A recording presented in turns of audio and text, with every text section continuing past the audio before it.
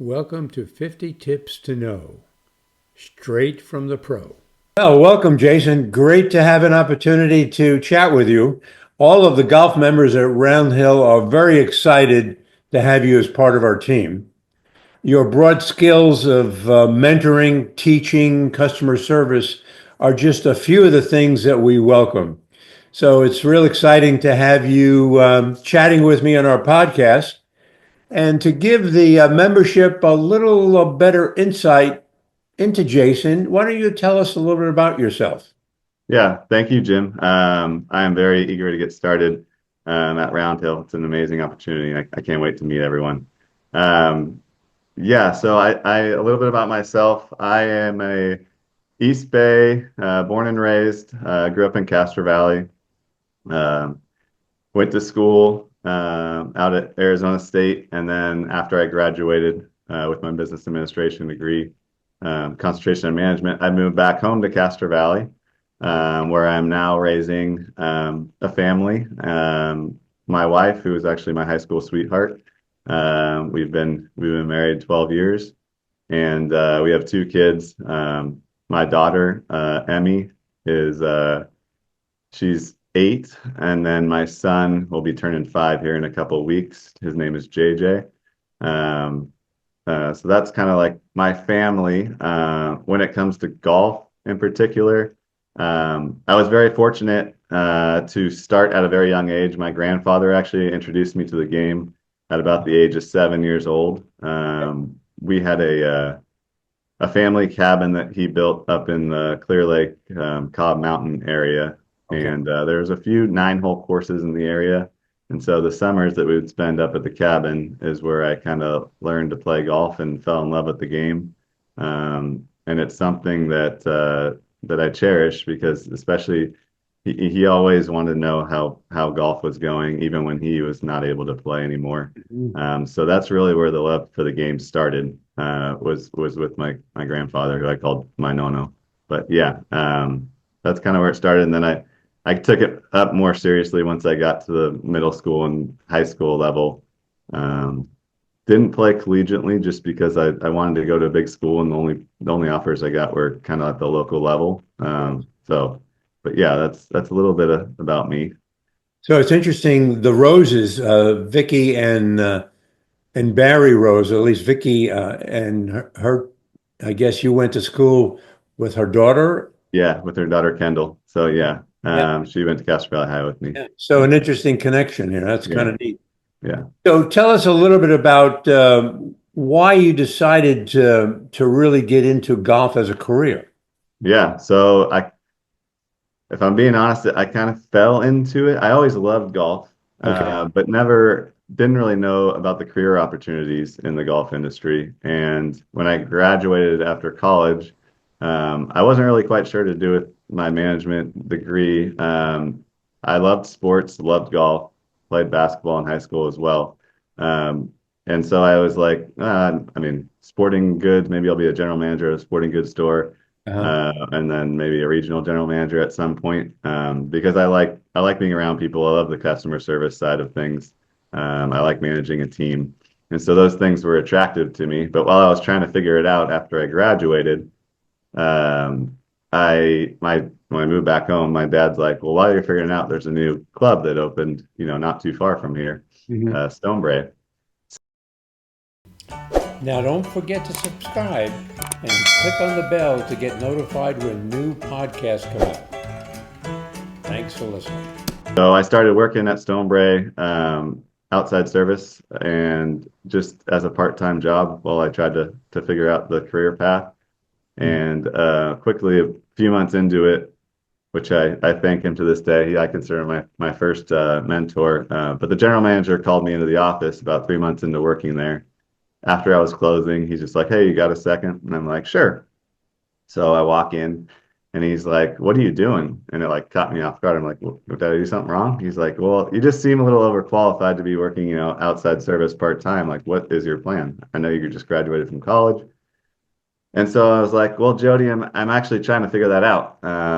And so, he's like, "Well, you can make a career out of the golf industry." And I'm like, "That actually sounds pretty good." Uh-huh. I was really enjoying my time at the club, and he really kind of set me forth and showed me what the steps I needed to take to get to a role like that I am in today. And yeah, so I just worked hard, put my head down, and moved my way up quickly at Stonebray, and now I get this great opportunity to come to Round Hill. So. Just tell us a little bit about the different positions you had at Stonebreak. Yeah, so I started, like I said, just part-time outside service, and then quickly became the manager for the outside service operation. Hmm. And I would say it was about 6 to 8 months into it, they moved me into the golf shop just as an assistant golf pro. I got into the PGA program, Okay. and then quickly was promoted to first assistant, where I had that role for about 6 to 8 years. And it was a great role because the club there was small. I got exposed to a lot of different parts of the operation quickly. I did all the merchandising and buying while I was the first assistant. I managed the outside service team, and it gave me a lot of experience quickly in my career. And then let's see, it was 2018 when I was promoted to head golf professional, where I held that title for 4 years, and then was promoted to director of golf 2 years ago. So 6 years total in the head golf professional director of Okay. golf role, All right.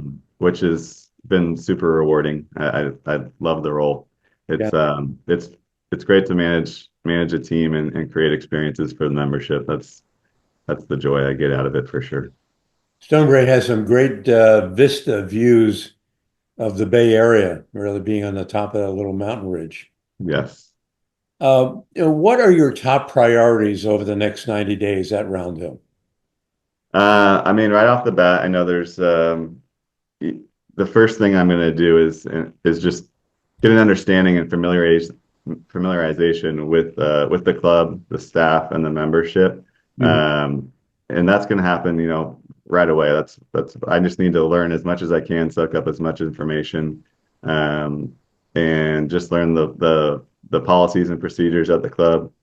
Get to know. I'll meet with each member of the team on the golf side, and really just I want to learn what they are passionate about, what their current roles are, and how I can help them for their career and get to their long-term goals. That's the first thing I'm going to do is just really get to know the team and the staff, and then on the other side of the membership, just meet with all the different committees. I know you have the men's group, the seniors group, you have the half rounders, and the 18-hole ladies Right. groups. Right. So meeting with all them and just seeing how their experience has been in the past, trying to learn as much as I can about your events that you currently have and see if there's areas for improvement. And once once I get through all the learning process, those next 30 days will really just be assigning members of my team and redefining their roles if I need to tweak something. And then right away I'll have to hire a first assistant and a merchandiser I know is a need as well. So working with Greg now to find and hire those two key positions. But part of that is getting to know my team too and see where our strengths and weaknesses are because that'll help me make a decision on the first assistant. Great. Okay. In chatting with Greg, he said he also wanted to encourage you to go out and play golf with members, just kind of rotate around. Yeah, that's really cool. He is very supportive of that, which Yes. I'm really. I mean, the best way to meet people is on the golf course and you're playing around with them, Yes. and that's a lot of times where they'll let their guard down and tell you, the things that maybe Right. you want to hear or you don't want to hear, but it's Yes. good because there's Well, that comfort level. good. Well, put me on the top of that list. I All enjoy right. playing with you. So overall, what is if you could expand a little on the your 90-day plan at Round Hill, what would it look like? Yeah, I mean, I hit on a few things. I think the last part, like I kind of hit on the first 30 and then the second 30.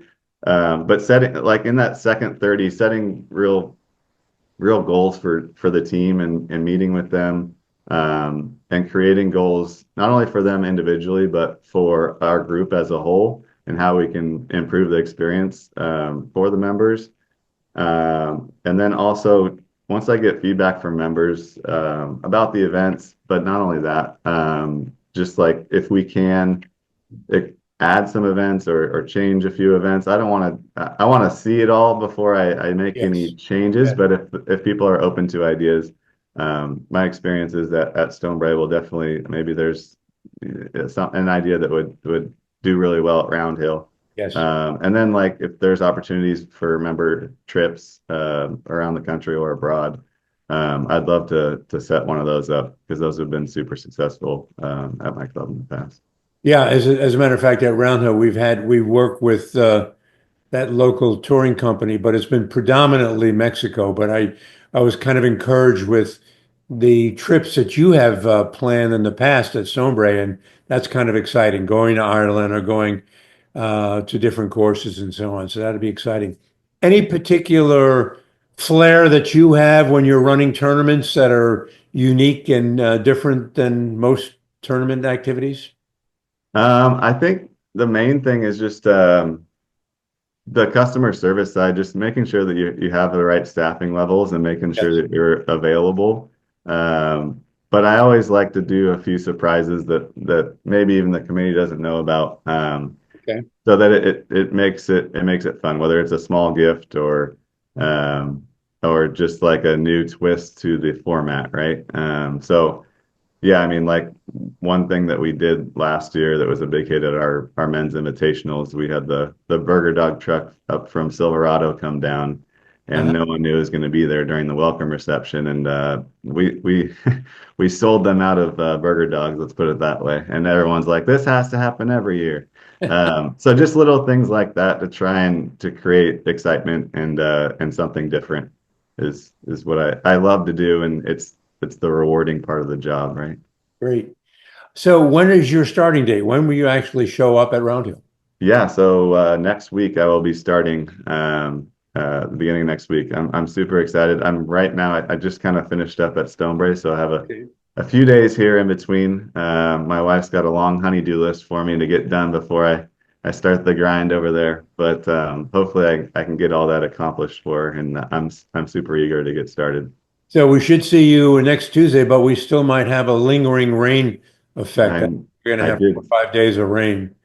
And Greg also mentioned that there's going to be a reception. Do you know when that is, the date of that? I was told February 12th is February the 12th. yes. So the members will get an opportunity to kind of see you firsthand in a very informal session, and that'll be great in addition to viewing you on the podcast. Yep. Well, we are so excited to have you join us, and we can't wait until next Tuesday. And once again, thanks for the time. And we're going to be having follow-up sessions with Jason to cover different topics throughout the year. So stay tuned to this channel. Thanks again, Jason. Thank you so much, Jim. Look forward to meeting everyone next week. All right, great.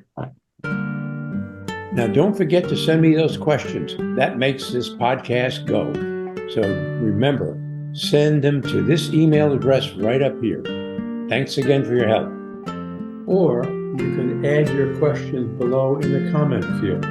And don't forget to give me some likes.